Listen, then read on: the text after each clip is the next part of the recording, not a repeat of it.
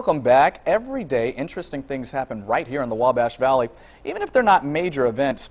News 10's Matt Gregory visits the News 10 archives to bring you the events that have made this week memorable over the years.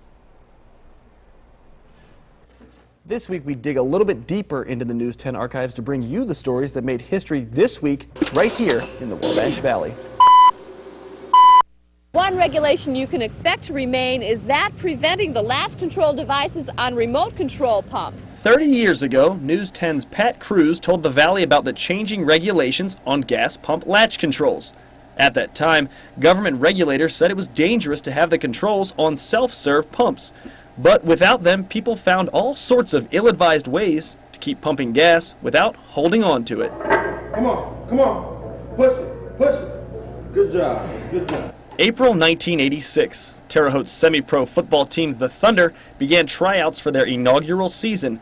Their first game wouldn't be until July of that year, but 3 months before, they were ready for kickoff. What we're gonna do? We're gonna rip and roar like thunder. I'm ready to go. I didn't have a choice when I got AIDS, but you do. This week in 1990, Indiana and the world lost a hero when Ryan White died of complications related to AIDS.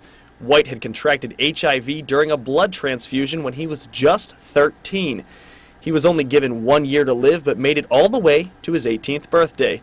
His struggle to live a normal life in a time when fear and ignorance surrounded AIDS made him a prominent figure in the fight against the disease. This tape shows its age with a few scratches, but this week in 1992, Bemis broke ground on their office building in Terre Haute. The company had just completed their second factory building along Fruit Ridge. This area, dubbed Plastic Center USA, was growing thanks to the industry. We have progressive companies that are willing to invest the money in the future. Just 4 years ago, a former U.S. president stopped in a Wabash Valley town that appears to be his namesake. It's a great honor for me to be here in this town. I wish I could say it was named for me. Clintonians hailed to the chief at South Vermilion High School as Bill Clinton stumped through Indiana and the Wabash Valley on behalf of another Clinton, Hillary, his wife, who was running for the Democratic nomination for the presidency against current President Barack Obama.